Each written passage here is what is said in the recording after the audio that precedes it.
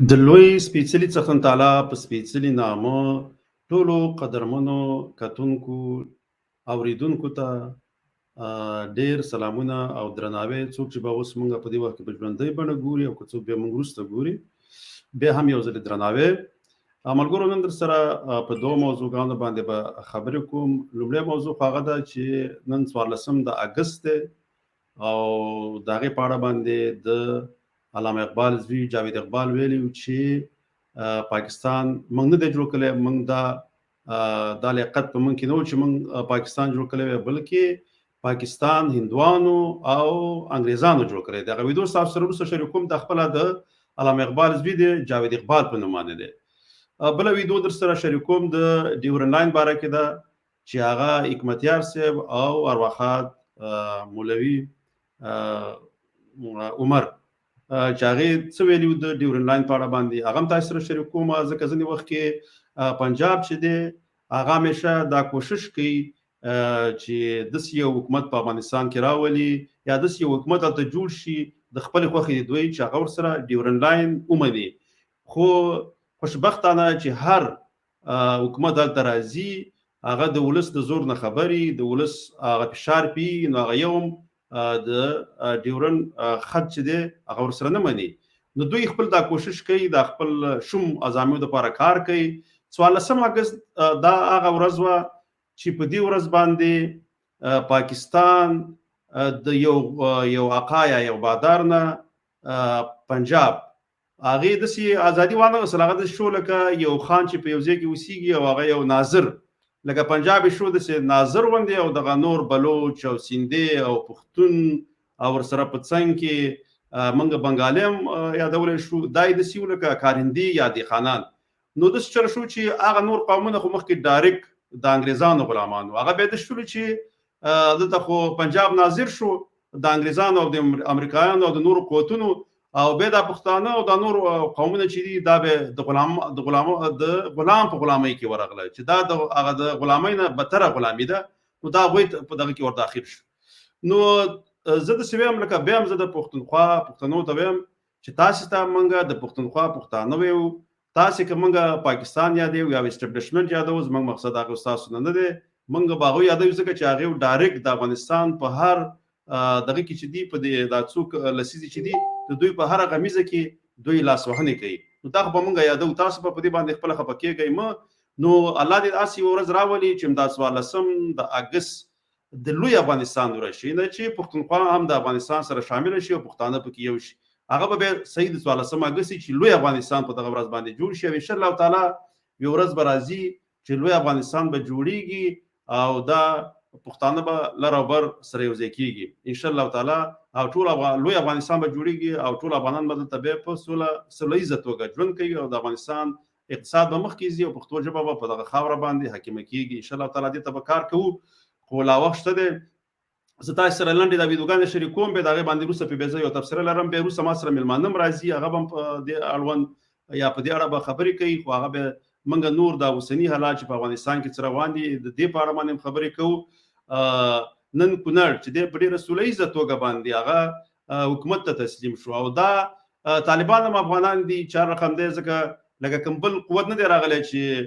افغانستان لاندې کلی دی، دې په خاطر چې جنګ شوی وي او کونړ وران شوی وي، د هغې نه هم دغه سوله ییزه توګه باندې چې هغوی کونړ پرېښوستو، هلته اوس طالبان راغلي. خو د هغې نه مخکې چې حکومت دولت کونړ پرېښوستو نو هلته لږ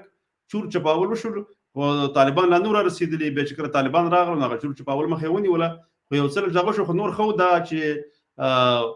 دغه پکې ونه شو، کورونه وران نه شولو، خلک پکې وژنه پکې ونه شوله. لوی مهم شی پکې دغه او دغه مهم شی هم دغه دی چې خلکو ته ضرر ونه رسیږي او ملي شتمنیو ته ضرر ونه رسیږي. نو یو دغه شی مهم دی. نو زه به تاسو سره اول دغه ویډیو ږدم تاسو ته چې په دې کې د اقبال زوی جاوید اقبال وایي چې پاکستان موږ نه دی جوړ کړی. دا ویډیو به تاسو سره زه لنډه شریکوم، بیا پې زه به لنډه تبصره وکړم. proceed with their own future. हमारे साथ उनकी कहीं भी आप इस बात पर भी गौर करें, ये पाकिस्तान किसने बनाया? मैं तो कहता हूं हिंदुओं ने बनाया है, ये हमने बनाया ही नहीं, हम इस काबिल ही नहीं है कि कोई चीज कर सके। अच्छा, मेरा इस्तेदलाल ये है कि इस तरह हिंदुओं ने बनाया है कि जहां तक इलाहाबाद का खुतबा है उसमें तो अलहदगी का तस्वर ही नहीं है। अच्छा, वो इलाहाबाद का खुतबा आप एक तरफ रखें और कैबिनेट मिशन प्लान जो जिन्हों ने एक्सेप्ट कर लिया था उसको रखें, वो बिल्कुल वही है। यानी it was full autonomy with in the Indian union, ये तस्वर था जो जिन्ना ने कबूल किया और नेहरू ने रिजेक्ट किया। अब हिंदू खुद मान रहे हैं, जसवंत सिंह की किताब पढ़ें, मौलाना अबुल कलाम आजाद की ये किताब इंडिया विंस फ्रीडम का वो हिस्सा पढ़ें जो उन्होंने कहा था कि मेरी मौत के बाद शाया किया जाए। सारे इस बात को वो तस्लीम कर रहे हैं। मेरी तो एक ये तजवीज है, मेरे को सियासत से ताल्लुक नहीं, लेकिन ये ورونو په دې کې دی ویډیو کې د علامه اقبال زوی جاوید اقبال خپل دا وایي چې پاکستان چې دی دا هندوانو جوړ کړی او د انګریزانو په مرسته باندې، ځکه چې هغه کومه الهاباد کومه خطبه چې وه په هغې کې هیڅ وایي دا ذکر نه و شوی چې پاکستان به جوړیږي، بلکې خپله قائد اعظم ورسره دا منلې وه د دوی په دغه باندې چې دوی ورسره منلې وه چې موږ به خپله په داخل د هند کې ځان ته خودمختاري غواړو. خو هندوانو سره دا ونه منله. بیا ویله چې یو کتاب لیکل شوی په هغې کې ویلي چې هغه لیکوال چې زما د مرګ نه وروسته تاسو دا کتاب چاپ کوئ، په هغې کې مو دا ویل شوي چې دغه چې دی پاکستان دا خپله هندوانو جوړ کړی د انګریزانو په مرسته باندې. نو دا خو دا شوله. زه دا ویډیو سره کوم، تاسو سره بله ویډیو هم دلته ورسره ږدم، دلته هغه هم دی تاسو واورئ. خو اول به خپل مېلمه د ښه راغلاست ویم هارون احمدزی صاحب ما سره په د سټوډیو کې مېلمه دی، انشاءالله تعالی وروسته به هغې سره زه خبرې کوم. خو د هغې نه مخکې زه دغه بله ویډیو تاسو سره ږدم چې دا د ډیورن لاین په اړه باندې دا بیا به دې باندې به زه لنډې خبرې وکړم، نو بیا به مېلمنو ته وخت ورکړو. کېدای شي وروسته موږ سره بل مېلمه هم سټوډیو ته راشي، بیا به هغه هم تاسو سره په خپل نظر به درسره شریکوي. دا بله ویډیو به تاسو سره وشریکه کړم. خبرونه کې د ارنومان څخه موږ د ډیورن په هکله د هغوی د واضح دریځ پوښتنه کړې ده چې باید ډیورن موږ ته واضح تعریف کړي او د هغې د داعیې ژوندي ساتلو لپاره خپل دریځ ووایي. د ښاغلي حکمتیار دریځ د ډیورن د کرښې په هکله څه دی؟ زموږ دریځ دا ده چې د ډیورن یو منازعه ده، یو لانجه ده زموږ او د پاکستان ترمنځ. په دې ارتباط باید یو معتبر پارلمان چې د افغان ولس استازیتوب کوي په داسې وخت کې چې امنیت تامین وي او موږ یو قوي مرکزي حکومت هم ولرو، له داخلي لانجو سره مخامخ نه وو، محتاج نه وو، په بل باندې متکي نه وو. په دغسې یو مناسب فرصت کې باید د ډیورن د کرښې په ارتباط تصمیم ونیول شي. پاکستان ته وایو چې که تاسو له دې کمزورو حکومتونو نه دا غواړئ چې در سره یو معاهده لاسلیک کړي او د ډیورن کرښه له تاسو سره ومني، دا هېڅکله ستونزه نشي حل کولی. همدغسې لکه چې تاسو امریکا ولیدله چې د همدې حکومت سره هغوی امنیتي تړون لاسلیک کړ. ولې نن ارزش دومره ده چې دا ټول هېر شوی ده. امریکا له هغو سره مذاکراتو ته ناست ده چې دوی حکمتیار صاحب هم دا خبره ګوره دی دغه ډېر زیات کوشش وکړو پاکستان چې دغه جهادي ګوندونه یې سپورټ کولم، خو چې کله د ډیورن مسله راغله یو جهادي مشر هم ورسره د ډیورن دغه خط یا لاین ورسره یو امضا نه کړو، نه ورسره ومنو. همداسې د طالبانو سره هم دوی کوشش وکړو. د ارواښاد ملا محمد عمر پسې چې کله جنرال بابر ورغی نو هغې ته ویلې چې د ډیورن دا خط چې امضا کړي نو ډېرې مسلې به پکې حل شي. هغې ته بیا هغې بیخي د خپلې کوټې نه پاڅېدل، زه وځم مېلمه مې خو دا کار خو موږ نه کوو، خو زه ته بیا وځم ځکه چې په آینده کې دا خبره ونه کړي. هغې ته ویل دا مسله صرف ولس حل کولی شي، نه زه او نه زه دا دغه لرم طاقت لرم او نه زه دا اختیار لرم چې تاسو دا په دې باندې دا دغه وکړم لاسلیک وکړم یا درته په امضا وکړم. نو هغې هم دا خبره رد کړې وه. نو که دا زه اصلا دغې ته وایم دلته چې دا پاکستاني اسټبلیشمنټ یا پنجاب اسټبلیشمنټ دی چې هر څومره کوشش وکړي که په افغانستان کې هر حکومت راځي هغه تاسو سره دغه خط نه مني او انشاءالله تعالی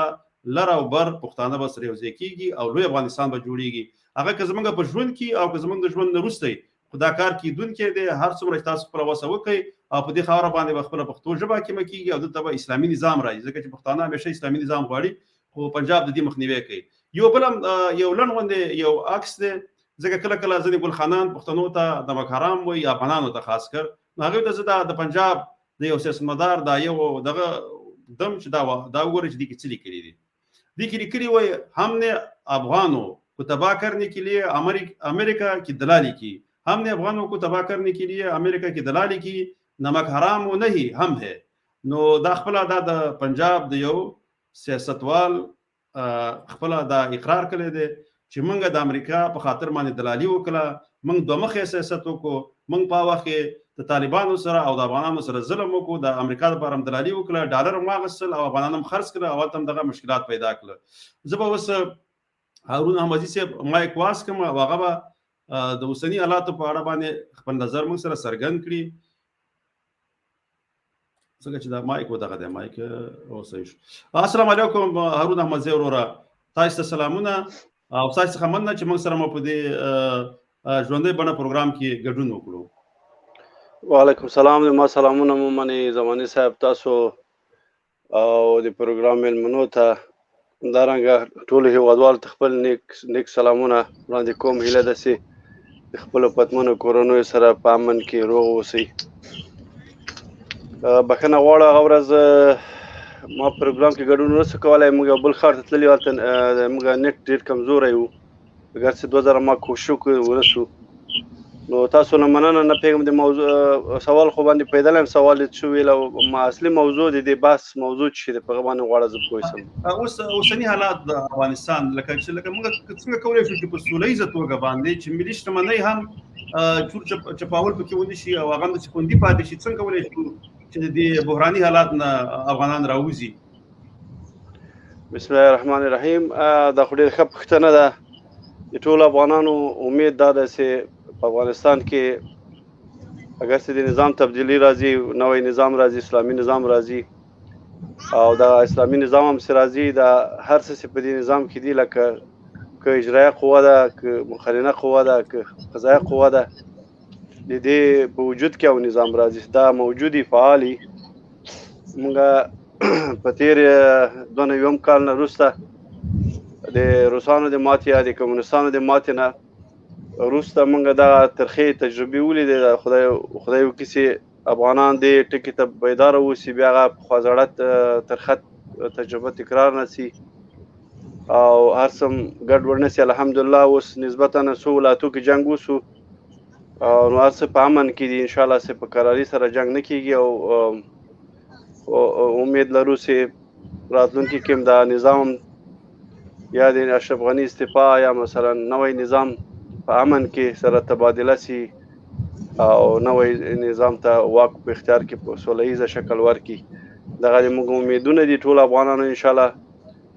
ما مخکې هم که یاد یو ځل تاسو سره په پروګرام کې ویل، کله چې موږ تاسو ته میډیا ته راځو یا مطبوعاتو ته راځو باید رښتیني اوسو او محافظه کاري هم 20 کاله وکړه، ډېره هم وکړه، ګټه یې ونه کړه. باید واقعیتونه ووایو، چا پروا ونه ساتو، که څوک خوشحالېږي څوک خفه کېږي یا چاپای دی یا راسای دی خوشحالېږي. دا ټولې بدبختي د افغانستان د 15 کال د کودتا وجه ده. دا بدبختي چې موږ تاسو تېروي، افغانستان په داسې مرداروي لړلی چې اوس پاکېدلی، بیا د بیا ډېره مافي سخته ده، ګرانه ده افغانستان ته. خو په هر صورت انشاءالله حالات په ښه خواته روان دي. جنګ نه الحمدلله جنګ نه کېږي او د موږ تاسې عسکر هم د موږ تاسې ورونه دي، واقعیتونه پوهېدلي دي د چا دپاره جنګ وکړي، خپله وینه توی کړي، مقابل کې هغه هم افغان ده، د دې خاورې بچی ده، د 20 کاله یې د دې ازادي دپاره قرباني ورکړې ده او د هغه وینه هم باید توی نه سي. واقعیتونه ټول پوهېدلي دي چې روسان هم افغانستان څو کاله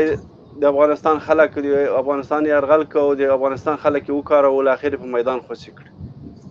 هغه تجربه بیا تکرار شوه. په دې 20 کلو کې افغانان د سون توکي غوندې استعمال کړي. بالاخره په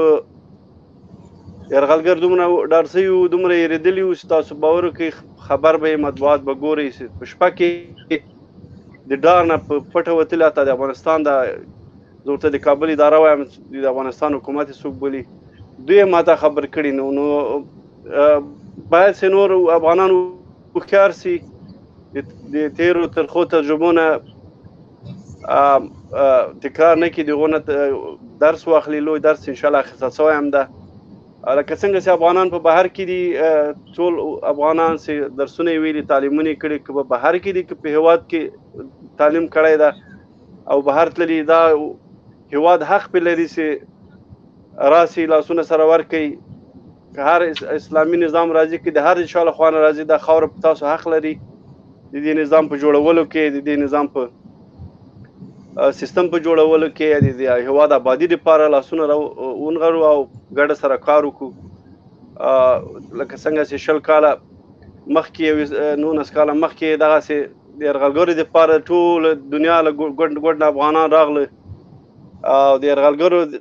د زور د ټانګ د توپ د اثر لاندې افغانستان کې ویل موږ خدمت کوو هغه وخت د یرغل و هغه وخت موږ تاسې هېواد یرغل شوی و ولسم کلو اطرافو کې ظلمونه کېدل وحشت کېده چاپې ول کېده د خلکو عزت لوټېده ورځ هره شپه دغه نن د ازادي نه وروسته د افغانان معلومیږي چې راسي خپل خاورې ته خپل ولس ته خدمت وکړي دغه یې اصلي وخت ده دغه وخت کې به موږ هغه افغان ته ووایو چې راسي تاسو د وطن مینې چغې ویلې د وطن د آبادي خدمت چغې مو ویلې یا هم د اردو ته یا پولیس ته ملي اردو ملي پولیس ویلې راسي دغه وخت آبادي ده انشاءالله سه دا په ګډه به سره به د ولس یا د دې هېواد دپاره کار کوو دا ولس به د بدبختۍ نه خلاصو ځکه افغانان هم انسانان دي د آرامه د سکون د امن ژوند اسلامي او حقوقي حق ده باید ورکول سي او انشاءالله چې دې پایلې ته رسېدلي یو چې انشاءالله افغانان به په امن کې ژوند کوي او آباد او سوله ییز هېواد به لرو او د طالبانو ورونو مشرانو نه موږ دغه غوښتنه بار کړې لایف خبرې مو سره کړي دي چې دا د جهاد رهبري مو کوله دا ولس قرباني ورکړې دا هېواد د ټولو افغانانو د باید ټولو ته کار د اهل د کار ته وسپارل سي او یو اسلامي نظام چې په هغې کې ټول ورونه او قومونه سره خوندي او آبادي لپاره لاسونه رابډو دغه د ما لاندې خبرې وې زماني صاحب مایک د باندې زماني صاحب نړۍ مننه زه به اوس یو ډاکومنټ ویم بیا د خیر سره دغه ته به وخت ورکړو مومن صاحب ته بیا به هغه خبرې وکړي ځکه دې کې دا یو کومنټ دا دی چې دې لیکلي دی وایي مفتي محمد صاحب به ویل د الله فضل دی چې موږ د پاکستان جوړولو په ګناه کبیره کې شریک نه یو دا خو یو شو بیا یو بل میسج دی دې کې لیکلي دی وایي په دارالعلوم دیوبند کې هر 14 اگست باندې د پاکستان بیرغ سوځول کیږي دا بل کومنټ دی زه بل یو بل وګورم که بل څرګندونه د چا د زما خوښه شوه هغه به ترې راخلم دې کې لیکلي دي چې بلوچ مجاهدین زنده باد ځکه چې د خپل ازادۍ په خاطر باندې بیرغ پورته کړی دی او د پنجاب د حاکمیت څخه ځان خپلواکوي ځکه چې د پنجاب په غلامۍ کې پاتې شي نو سی پی کا کومه مایده چې دا د بلوچو اکثریت په اقلیت باندې بدلیږي نو دا کوم دی واقعا مجاهدین دي او الله دې په خپل دغه مبارزه کې کامیاب کړي چې په خپل خاور خپلواک کړي خپل جوړ بیا کې مکي دا هم دغه د بیسټ کړه یو بل کومنټ دی 14 اگست د انګریز د پروژې د پاکستان جوړولو د هند ړنګولو تقسیمولو د افغانستان په مقبوضه خاوره د پښتون افغان او بلوچستانو د غلامولو تور ورځ ده بالکل دا 14 اگست تور ورځ ده اولاد دې سوي کې چې په دې 14 اگست لوی افغانستان جوړ شي او لر او بر پښتانه سره یو شي بیا هم دا ورځ د ورځ ټول د الله پاک ورځ دا په ټول کې به بهترین ورځ زمونږ لپاره شي نو زه نور خبرې نو کوم ان شاء الله تعالی که روسه ساسي کوم کومنټ راتو زمونږ د خوښي او هغه به لمرګرو سره شریکو اوس به اوفیس ته وخت ورکو او اوفیس نه زمونږ اوله پوښتنه دای چې نن لکه یو کونړ ولایت په ډیره سولهیزه توګه خپل د پریغوستو طالبانو ته او بل دا کارو چې د مارشال دوستم او عطا محمد نور هغه هم د مزار څخه تښتېدلي دي او مزار ښار ته طالبان ورنوتلي دي مارشال چې ځان ته مارشال ویل او دغه چې و د لقب دا د حکومت څخه اخیستلی باید دا د لقب واخلي ځکه چې داسې لکه د هغه شناس کې چې خلک په تمه دي کې به شودي هغه به کې باد راوختل لکه د باد غونډې شي نه دا وتا محمد نور دواړه ځکه د پخواني حکومت د باج اغستو په آخرت کې دوی سم نو تاسو خپل نظر موږ سره څرګند کړئ مومن صاحب دغه نوې کم نوې دغه چې راکېږي د تغیرات راځي په افغانستان کې دې په اړه باندې تاسو خپل نظر لکه د عزت وکړه.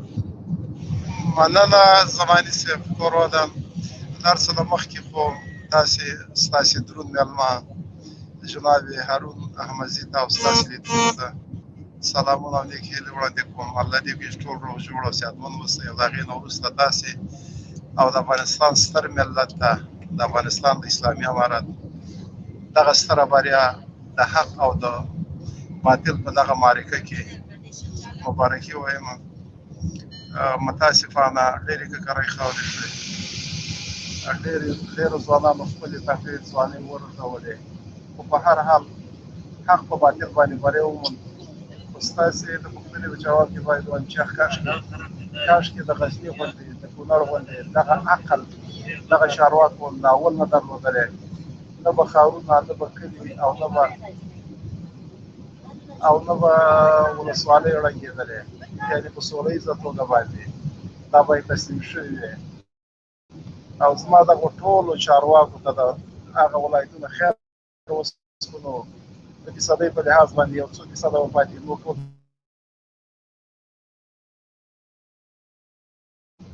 دی باید په سوله ییزه توګه باندې دغه ولایتونه تسلیم کړي چې د مرګ ژوبلې مخنیوی وشي. ولې چې دی که هر څومره مقاومت وکړي پرته د ویجاړۍ نه او د مرګ ژوبلې نه بل هیڅ ارمغان ځان سره نه لري، هیڅ نه لري. ځکه د افغانستان یا د نننۍ ادارې د کابل د نظام حیثیت داسې یو سنډه یا غوایي ته ورته دی چې د ګړنګ نه ولیږي او څوک یې د لکۍ نه ونیسي او د راپورته کولو کوښښ یې کوي چې دا امکان نه لري. نو دغه حقیقت باید ټول ومني، دا باید درک کړي چې د دې دولت د دې نظام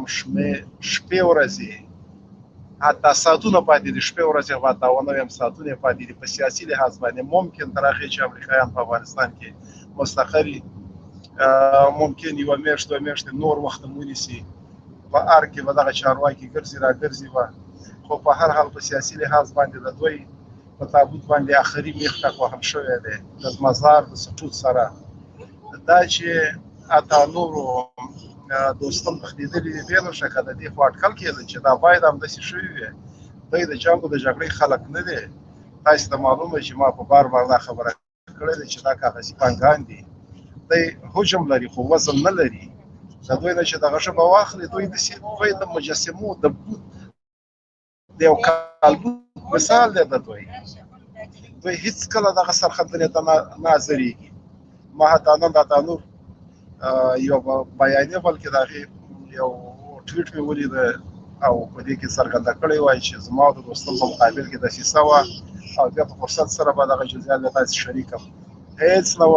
نه وه دسیسه وجود نه درلوده، نه غواړي چې دوی ځانونه قرباني کړي. فقط دوی غوښتل چې د پردیو زامنو په زور باندې دوی په قدرت کې پاتې یا د دوی ساتنه وشي. خو عقل ته عقل په مزار کې عقل د جوش ځای ونیو او دغه اردو دغه د شاهین د نه پوهېږم 209 مقبول اردو او که دغه خیزش مردومي چې ورته وایي هغه چا چې د مزار د نیولو ټټر وهه او لاپې او شاپې کولې چې تر اخري سلګون پورې به موږ جنګېږو. د هغې نه یې لاس واخیسته او د طالبانو لاس ته ولوېده. دا یو عاقلانه کار دوی وکړه، د ډېر مقاومت پرته دا کار وشو. دومره مرګ ژوبله پکې نه رامنځته شوې. خدای دې وکړي چې اتانور او دوستم هم ګیر شي او د خپلو اعمالو په سزا باندې ورسېږي. او زما د امارات د ټولو غړو نه دغه هیله ده، دغه خاینین، دغه وطن پلورونکي، دغه د اجنبیانو غلامان چې په هر ځای کې ګیر کړي، دوی باید د خپلو اعمالو په سزا باندې ورسوي تر څو پورې نورو ته سبق شي. نو فکر کوم چې ستاسې پوښتنه به جواب شوي. که بله پوښتنه لرئ مهرباني ستاسې پوښتنې ته حاضر یم. نړیمند خان رفیع صاحب ډېر ښکلی ځواب هم راکړو. یو خبره ده لکه باید طالبان لکه چې کوم د ملي اردو کوم کسان تسلیمېږي یا دولت نور چارواکي دوی ته تسلیمېږي باید دوی کوشش وکړي چې ډېر په عزت سره خپل کورونو ته ولېږي داسې ونه شي چې کوم یو پکې ضایع نه شي کنه لکه دا خو ټول افغانان دي باید موږ کوشش بالکل هغه څوک چې د افغانستان سره مینه لري هغه که افسر دی که سرتیری دی هغوی باید دا حقیقت درک کړي چې د نظام دغه چوکاټ اردو ساتنه یوازې د هغوی په داوطلب باندې تسلیمۍ کې نغښتې ده که چېرته دوی مقاومت وکړي اردو خپله دا پاشل کیږي نو بهتره دا ده چې دغه اردو زموږ ونه پاشل شي دوی باید د مقاومت نه لاس واخلي او تسلیم شي یعنی ورسره یو ځای شي طالبانو ټولو ته د عفو اعلان کړی دی که تاسې وګورئ حتی د دوی سرسخته دښمن تورن اسماعیل چې هغه وبخه نو یو عادي افسر عسكر هغه خو بالکل چې بخي دا خو زه تاسو ته په ټول اطمینان سره وایم مهمه خبره هم دا ده او بل دا کوشش وشي ځکه ځینې وخت کې داسې وشو لکه ما ستاسو په وخت کې نه وی لکه کونړ ته چې طالبان را رسېدلي نه او دغه دولت دغه ځای څخه لکه په ډېره سوله ییزه توګه پرېښوستو دغه کونړ نو هلته ځینې وخت کې لږ وخت دپاره تر څو پورې طالبان راتلل چور جوړ شو که نه چې دوی دپاره باید یو منظم پروګرام وي که د یو منظم پروګرام بالکل کور دی ودان دغه خبره خو موږ په بار کړې ده چې وخلکه ګورئ ستاسې وخت نور ختم دی دا عینا لکه څنګه چې ډاکټر نجیب په قدرت په محل باندې روسانو کله چې د دولت نه لاس واخیست مالي مرستې پرې بندې کړلې طبیعي ده چې 3 کاله د ډاکټر نجیب الله حکومت ولاړو مقاومت یې کوو طبیعي ده چې نه اضافه بیا نشه کولی نور یې نشه کولی مګر دلته دوی دغه تجربې نه باید استفاده کړې وي دوی لپاره یو میکانیزم یې رامنځته کړی دی او هغه څوک چې په افغانستان کې تصمیم نیسي دوی باید دا ابتکار کړی وي ټول ولایتونه دی باید دغه طرحه وړاندې کړې وي چې که احیانا د طالبانو بریدونه زیات شي د لپاره چې د مرګ ژوبلې مخنیوی وشي ښارونه ولسوالۍ او ودانۍ ویجاړې نه شي دغه بنسټونه او تاسیسات د منځه ولاړ نه شي په سوله ییزه توګه باندې ورته دغه کوي ورته تسلیم کوي ولې چې په قطر کې هم دغه د سولې خبرې روانې دي نړیوال په دې باندې لګیا دي چې د حل یوه لاره ورته پیدا کړي یعنی دغه چینجینګ د رژیم په کابل کې باید راشي نو دې دپاره دغه په کار وه متاسفانه دا کار باید په کونړ کې او په نورو ولایتونو کې شوی او خو دلته همیشه د مور او د میرې چلن کېږي د سمنګان ولایت والي هغه ولایت تسلیم کړ هغه بس ارد تڼۍ ګرځي خو د غزني والي چې ډېر یې واقعلانه عمل یې وکړ امې خلک د مرګ ژوبلې نه وژغورل او امې دغه خپله ولایت د ناول نه وژغورل هغې ونیو حتی نن داسې ویل کېږي چې په هغه باندې نظامي محکمې د اعدام پرېکړه دغه کړې ده فیصله کړې ده نو ګورئ دغه شان دي دلته همیشه د بېعدالتي د پښتنو په وړاندې باید ترسره شوې وي خو انشاءالله موږ امید لرو چې دغه بېعدالتۍ ته به نور د پای ټکی ایښودل کېږي هر سړی به د خپل نفوس په اندازه باندې حقوق ترلاسه کوي د ټولو حقوق به خوندي روټي صاحب د دې نه خبرې وایي چې دغه چې د تورن اسماعیل وایي هغه کابل ته راغلی دی طالبانو پرې کوسره چې کابل ته لاړ نه دا هیڅ حقیقت نه لري جناب احمد زی صاحب هم په دې خبر دی کله موږ ته دغه تازه معلومات راځي خبرېږي البته په هغه ګروپ کې دا حقیقت نه لري دا نو چې کابل ته راشي د کابل نه بیا چېرته ولاړ شي خو که نن دی او که سبا دی دا موږ زرغونشاه دی نن کابل دی نو سبا دا د کابل نه بیا چېرته ځي خو تللی نه شي نه دا همغلته په هرات کې دی په خپل کور کې دی هېڅ حقیقت نه لري زه صحیح ده چې زه د سترګو عیني شاید نه یم خو تر هغه ځای چې ما ته پته ده دا په هرات کې دی په خپل کور کې دی حتی یعنې نظربند هم نه دی په خپل کور کې دی نو طبیعي ده چې هرات د امارات په لاس کې دی او د هغوی د نظر لاندې دی بالکل مګر دا چې ویل کېږي چې کابل ته راغلی دی دا هېڅ دا هېڅ دغه نه لري حقیقت نه لري نه وایي خپله طالبانو خوشي کړی دی د ځینې نورو مرکو په خاطر باندې وایي کابل ته لېږلی دی خپله لکه ما دا خبرې زه فکر نه کوم یو خو که مرکه او د یا د چا سره خبرې هغه خو د تلیفون د لارې هم کېږي همدغه صلاح الدین سره هم دا خبرې کولی شي د قانوني صاحب کولی شي د مسعود د کورنۍ سره کولی شي د ټول سره تلیفون د لارې کولی شي نو تک ته څه ضرورت دی زه فکر نه کوم دا خبره به دومره منطقي ونه برېښي او د هغې نه پرته نو اسماعیل خو بیا هم اسیر دی زنداني دی دا پخوانی مخالف دی صحیح ده چې طالبانو پرې ډېر ترحم وکړه ډېر انساني چلند یې ورسره وکړه یعنی د لوړ معیار اخلاقي چلند یې ورسره وکړ چې دې ته څه ونه ویله د سپینه ګیرې د سپینه ګیره د جهادي بیکګراوند د هر څه ته احترام وکړه او د په عزت باندې کور ته راوسته. نو فکر نه کوم چې دومره دې ته وزري ورکړي او دا د کابل ته رخصت کړي تر څو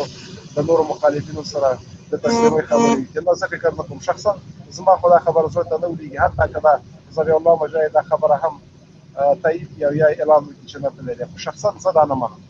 سمه ده. دلته څنګه دا یو څرګندونه ده، یو ملګري کړي ده، جمیل خان لیکلي دي، وایي موږ نن د پاکستان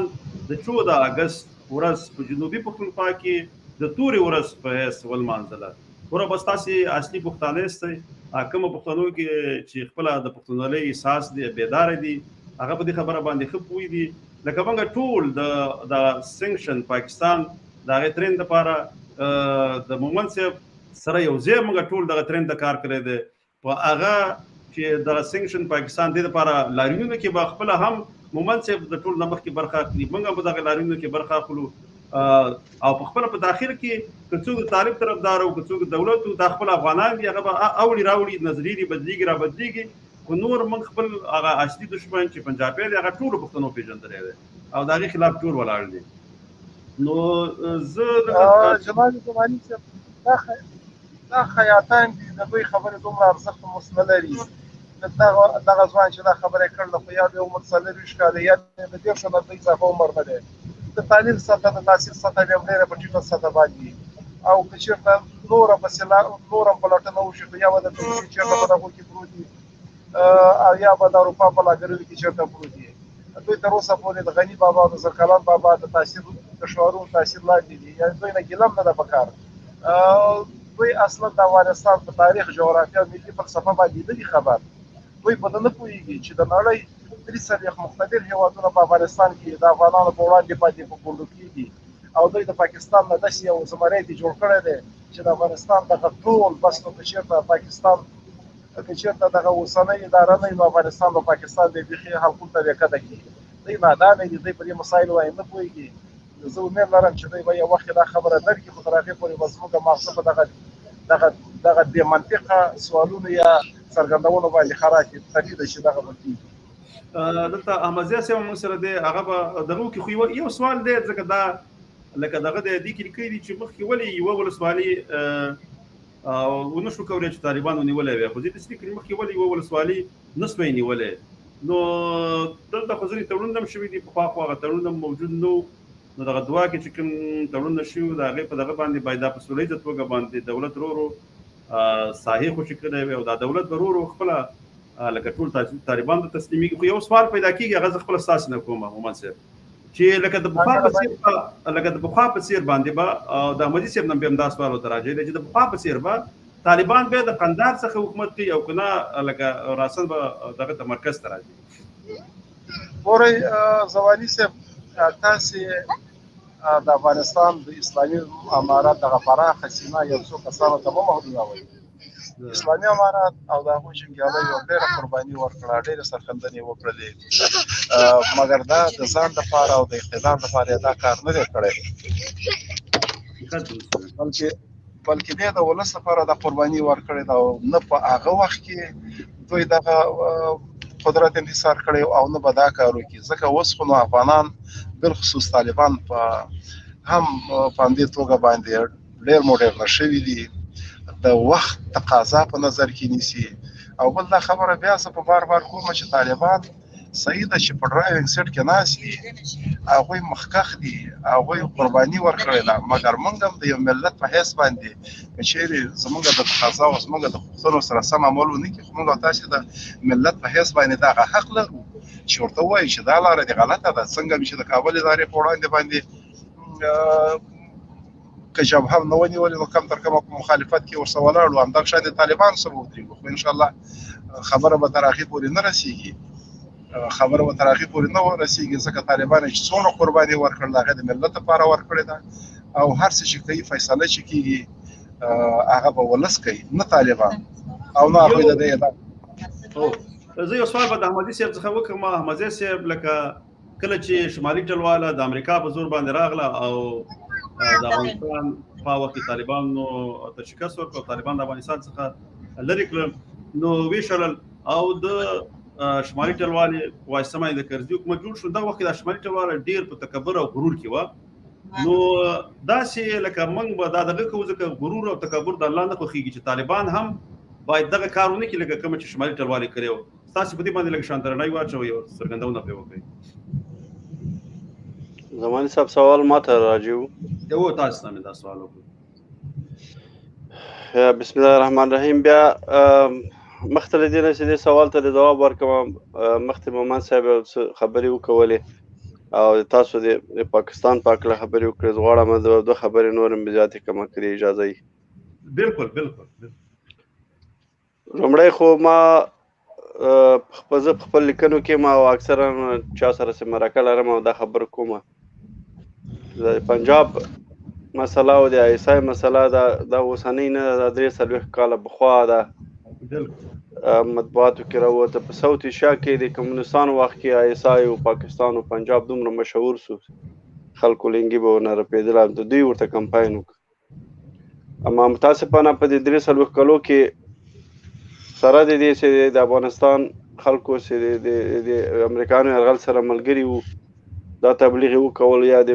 فرهنګي یرغل د تاثیر لاندې راغلی، یا د فکري یرغل د تاثیر لاندې راغلی، یا د ځوان نسل د مونږه دومره آی اس آی او پنجاب ته کمپاین وکړ چې په بین المللي سطح باندې شهرت ورک. او د خفګان ځای دا ده چې د موږ خپل میړانې، تاریخي میړانې چې د موږ نیکونو نه پاتې دي، کله چې موږ خبرې کوو د چنګیزو د انګریزو د علاقو خان خبرې کوو او د خپل نیکونو ویاړونه ستایو، هغه باره کې لیکنې کوو، ډاکومنټریانې جوړوو. بیا متاسفانه چې کله چې د روسانو د امریکایانو یرغل ته راسي، د دوی ماتې ته راسي، د دوی سره افغانانو میړانې کړي، ننګونې کړي، تورې کړي دي او د خپل د نیکونو تاریخ یې راژوندی کړی، دوی ته بیا په ټیټه سترګه ګوري. برعکس دا میړانه اخلي، پنجابي ته یې په اوږه ورکوي. لینګمار ته چې هغه څوک چې په دغه 20 کلن یرغل کې د امریکایانو سره ملګری و، دوی خپله خاوره ورکړې و، دوی خپله هوا مځکه ورکړې، د دوی په خاوره باندې په میدانویانو نه د دوی تیارې ولاړې وې، لوډېدلې به، ډرون به د دوی هوایي میدانونه ډکېده. په همدغه پښتونخوا سیمې باندې که لر دي که بر دي، به ډرون به کېده، خلک به وژل کېده، مشران به وژل کېدل، سیستم یې ټول موږ ته خرابوو. دا میړانه پنجاب ته ورکوي. حال دا چې دا پنجابیان 20 کاله دغه د کابل ادارې چې دوی پلوي کوي یا امریکایانو ته دوی اکمالات کول. ما یو په تیر پروګرام کې هم دا خبره وکړه، زه بیا تکراروم چې پنجابي جنرالانو به د دوی د اکمالات ضمانت تر ننګرهاره، بګرامه، شینډنډه، قنداره پورې په ضمانت باندې دوی ته اکمالات کول. دا توپ، ټانک، تیاره، تیل چې دوی استعمالول، دا د پنجاب چې دوی سره یو ټیم و، د دوی په مرسته راته ورسره کومک کېده. نو بیا څنګه پنجاب چې تا سره په هغې یرغل کې مې په دې ملګری بیا دلته راځي، تا ته هم د خپله میړانه اخلي چې د افغانانو په دې چې کې وینه ورکړه، قرباني وکړله، خپل هډوکي غوښې د 20مې صدۍ ټکنالوژي سره خاورې یې کړې. دا میړانه اخلي وچ پوچې ته تورلنګي ته ورکوې، پنجاب ته یې ورکوې. دا د شرم ځای ده. والله زه خفه کېږم چې کوم افغان څنګه لکه مومن صاحب چې ویلې، ځوان دا ځوان نسل د موږ تاسې ډېر بې لارې خبرې کوي، اخلاق یې بیخي ضعیف، په دې چا سره چې بحث کوي که لیکنې کوي مستقیما ځي سپکاوی کوي چاته. دا یوه موضوع. دومره موضوع دی، تاسو د کونړ خبرې وکړه، زه بیا وایم چې لغمان هم ختم سوی ده، ننګرهار خو ونیول سو، د مولوي صاحب خالص زوی انورالحق نومېږي، د ننګرهار والي سو او د ننګرهار اوسنی والي تښتېدلی میدانوي ته، او کېدای شي 4 ولایتونه نور هم سقوط وکړي، تنها پاتې شي پروان، کاپیسا او پنجشیر. دا بله خبره وه. رابسوی تا د سوال خبرې ته رښتیا هم چې شمالي ټلواله کله چې د سی آی ای د تورې ادارې غړی مشر چې د اسلام آباد نه په طیاره کې پنجشیر ته راغی په نامه د ګیري، مستر ګیري چې راغی، د پس له نه د جنرال فرانک پنجشیر کې کوڅو د دوی په کورونو کې، د فهیم په کورونو کې د دوی به کوردینات ورکول او د دوی ټول اکمالات د هلیکوپټر په ذریعه د تاجکستان او د پاکستان نه ورته کول. په انګلیش کې دوی به یو لیکنه کې یو کتاب کې لیکلي دي چې وایي بیا د دې ډېر ما په انګلیش وایم وایي منی ټاک بولشیت وایي کله چې موږ پیسې ورکو وایي هر څه به دوی کوای سو هر څه دوی موږ ته خپل کورونو کې موږ ته ډوډۍ هم راکوي موږ ځان هم سره کوو او د دوی خاوره هم یرغل کوو د دوی مغزم باسو دوی باندې هغه کلستر بمونه هم غورځوو دوی په سوځوي هغه لکه هغه یو قسم بمونه اچوو چې د دوی په مغزونه کې درز پیدا کېږي سپمونه به وینې راځي زړونه به درېږي اما دا د دوی د کورونو دا کوردینات ورکول کېدي د دوی د مشرانو د کورونه سره ژوند کول د دوی د اوسېدلو ځایونه ورکړي ډوډۍ ورکوله اوبه یې ورکولې لکه څنګه چې تا وویلې د دې بلاک هاک د تیارو تر وزرو لاندې د ټامي فرانکو د ګیرې په قومانده باندې دوی کابل ته راننوتو هغه څه چکې نڅاوې وکړې لکه کمونستانو چې وخت کې که یاده مې چا درته کیسې کړي زه خو ما عمر خو تقریبا 80 کاله عمر ده زه ما په یادېږي چې کمونستانو کله چې انقلاب یو دیقان یو بزګر یو انګر یو هر څوک به چې چا سره شي راووتله میدان ته داسې غوبل به یې کول اتڼونه به یې کول چکې بازي به یې کولې هغه څوک چې ملکانو قومي خلک و کدرونه و د هغوی سپکاوی به یې کول د هغوی ته به یې سپک کتلی د هغوی ته به یې ویلې چې تاسو لورګانو موږ $300 او افغانیو ته رسو دا به کوو هغه به کوو نو دغه کارونه د شمالي ټلوالې مو کړه کابل ته چې راغله هغه نڅاوې یې وکړلې ګیرې یې ورخیلې ده حمامو ته به قطار باندې ولاړو چکې بازي به ویلې ګیرې به یې رخیلې افتخار به یې کول حتی زه تر دې اندازې پورې هم خبر وم زه خو خپله په کابل کې نه وم په وخت به کې چې دا د شهرناو په هغه کې ځینې خلک بهراني د عربو بچیان وای په صبر ونو ته ختلي وای لاندې یې مرغیو غوندې ویستله کته یې راغورځولم او د انګریزانو د کامرو د رنګولو دپاره هغه بېغیرتیانې وکړې چې انسانانو علی تناسلي ورته پرې کړل پرتګونه یې تېویست هغه عکسونه به تاسو هم په مطبوعاتو کې لیدلي د شرم ځای ده مونږ انشاءالله امید لرو چې د اسلامي امارات مجاهدین به هغسې کبر غرور نه کوي هغسې کارونه به نه کوي انشاءالله ټول موږ چې وینو مشران عالمان دي ټول سجدې کوي د شکرانګي منځونه کوي شکرانګي سجدې ادا کوي شکر باسي الله ته موږ امید لرو چې اسلامي امارات مجاهدین یا مشران هسې کارونه کوي او دا انشاءالله چې نه کېدونکی تاسو مطمئن اوسئ دا د ما خبرې بخښنه غواړم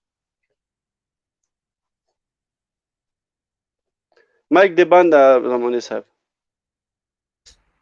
دا یو څرګندونه ده السلام علیکم الله جل جلاله دې په ګران وطن کې تلپاتې سوله راولي نړۍ مننه عجب خان زمری وروره الله دې وکړي امین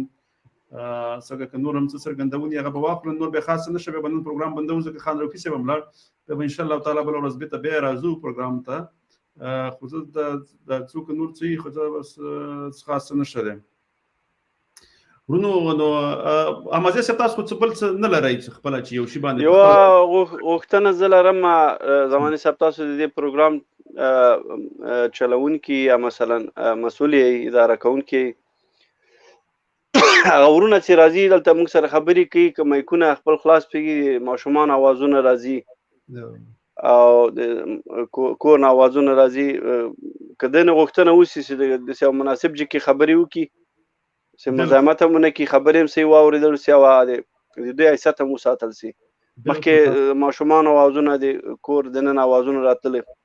ماته دا کار مناسب نه ښکاري په مطبوعاتو کې بالکل سمه خبره دې وکړه زه خپله چې دی لکه زه چې زما خبرې چې ودرېږي لکه تاسو بیا ماته بیا دغه وکړئ زه خپل مایک هم بندوم کنه لکه زما خپل مایک هم بند و که تاسو ته پام وو نو که داسې هر سړی چې هر مېلمه چې راځي که موږ یې ورته ویو د هغې نه دا چې خپله بند کړي دا به ښه په نسبت دی چې موږ یې ورله بند کړو یا ورته ویو چې دغه وکړه زه ورله بند کړم چې بیا زړه کې څه تېر نه شي چې ولې زما مایک بند کړی دی که نه لکه هغه دې په خاطر باندې خو زه انشاءالله تعالی په آینده کې به بیا زه خپل هم چې اواز ته راپورته کېدو ورله بندوو به